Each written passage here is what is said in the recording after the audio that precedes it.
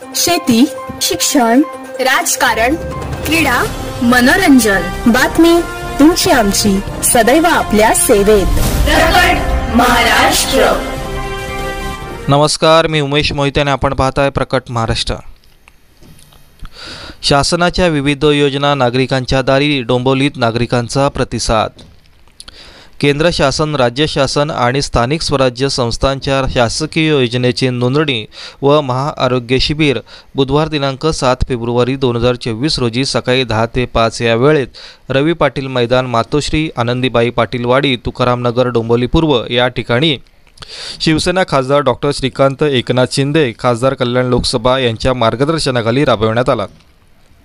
या अभियानांतर्गत राबविण्यात येणाऱ्या योजना उत्पन्न दाखला, डोमेसिल दाखला, संजय गांधी निराधार योजना, रेशन कार्ड सेवा, आधार कार्ड सेवा, पंतप्रधानमंत्री आवास योजना, प्रधानमंत्री मातृत्व योजना, प्रधानमंत्री किसान सन्मान निधी योजना, जननी सुरक्षा योजना, आयुष्यमान भारत कार्ड, दिव्यांग कल्याणकारी योजना व साहित्य वाटप, महिला व बाल कल्याण विभागातील योजना, ज्येष्ठ नागरिक दाखला तसेच बांधकाम कामगार योजना, तसेच आरोग्य शिबिरमध्ये असलेल्या मोफत तपासणी, उपचार सेवा, अस्थिरोग तज्ज्ञ, बालरोग तज्ज्ञ, दंतचिकित्सा, रेडिओलॉजिस्ट, नाक कान घसा तज्ज्ञ, स्त्रीरोग तज्ज्ञ, नेत्ररोग तज्ज्ञ, मूळव्याध तज्ज्ञ, हृदयरोग तज्ज्ञ, ब्लड शुगर तज्ज्ञ, थायरॉईड रक्त तपासणी, सर्वसाधारण तपासणी, फूट मसाज, मोफत ECG, मोफत फिजिओथेरपी, मोफत योजना सकाळी 10 ते 3 या वेळेत हे सर्व उपक्रम शिवसेनेचे माजी नगरसेवक नितीन पाटील,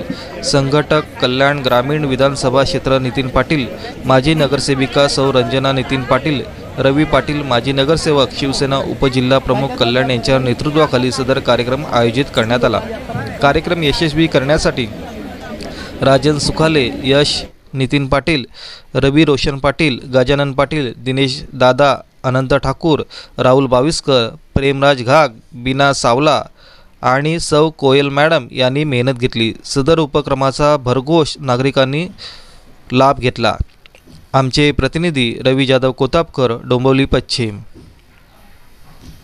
ठिकाणी आपल्याला प्रत्येकाला माहिती आहे की शासनाच्या ज्या काही उपक्रम आहेत किंवा ज्या काही योजना आहेत याचा जर लाभ घ्यायचा झाला तर आपल्याला शासनाच्या वेगळ्या वेगळ्या विभागात जावं लागतं, वेगवेगळ्या कार्यालयात जाऊन वेगवेगळे फॉर्म भरून प्रक्रिया खूप क्लिष्ट असते आणि 10 फेरे मारायला लागतात आपल्या त्यासाठी.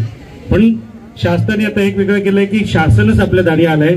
शासनाचे जे काही उपक्रम आता चालू आहेत त्याचा लाभ आपल्याला घेता यावा, जेणेकरून शासन आपल्या दारी आले. शासनाचा प्रत्येक विभाग, जसे कलेक्टर ऑफिसची लोक आहेत, तहसीलची ऑफिस महापालिकेचे आहेत, या ठिकाणी आपल्याला प्रत्येक दाखले इथे मिळू शकतील. जनधन योजना आहे, पुन्हा इन्शुरन्स आपला मेडिकल क्लेम जे आहेत 5 लाखापर्यंत मोफत तो आहे, वैद्यकीय तपासणी, अशा अनेक प्रकारच्या ज्या योजना शासनाच्या आहेत हे या ठिकाणी एकाच छताखाली आपल्याला मिळणार आहेत आणि आपण सगळ्यांनी त्याचा लाभ घ्यावा हीच आपल्याला विनंती. धन्यवाद. जय महाराष्ट्र.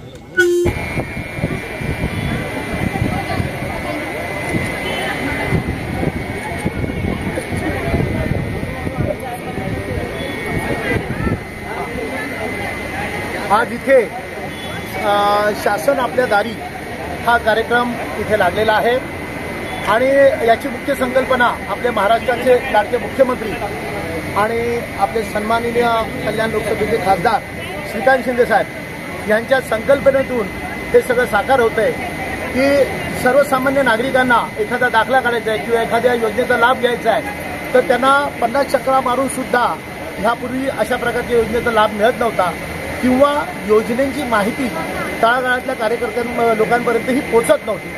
म्हणून मुख्यमंत्री साहेबांनी एक शासन आपल्या दारी ही संकल्पना योजना चालू केली आहे. त्याच्या माध्यमातून वॉर्ड वाईज सगळीकडे हे अशा प्रकारचे शिबिर लावले आणि दुसरं, सरकारी सगळी टीम तुमच्या घरापर्यंत जाते, दारापर्यंत जाते की तुमच्या कोणाचं विधवा पेन्शनचं काम बाकी आहे, कोणी अपंग आहेत, काय आहेत, त्यांना कोणते शासकीय दाखले पाहिजे, हे सगळे दाखले आज शासन तुमच्या दारापर्यंत पोहोचून हे काढून देण्याचं काम हे एकनाथ शिंदे साहेबांचं हे गतिमान सरकार हे काम करत आहे आणि ह्यांच्याच संकल्पनेतून आज इथे तुकारामनगरमध्ये हा शिबिर साकार होतोय. याचा लाभ सर्वसामान्य नागरिकांनी घ्यावा आणि हे आपल्या माध्यमातून सर्वसामान्य लोकांपर्यंत पोहोचावं आणि असे शिबिर सातत्याने चालू आहेत. म्हणजे साधारण दर महिन्याला हे शिबिर तुम्हाला इथे उपलब्ध मिळतील. आणि आज ज्यांनी लाभ घेतला नसेल तर आपल्या माध्यमातून ते पोहोचेल लोकांपर्यंत. म्हणजे पुढच्या ज्या कॅम्पला त्या सगळ्या योजनेचा फायदा ते नागरिकांपर्यंत पोहोचेल. ही थोडी थँक्यू. प्रकट महाराष्ट्राला लाईक, शेअर आणि सबस्क्राईब करायला अजिबात विसरू नका बरं का.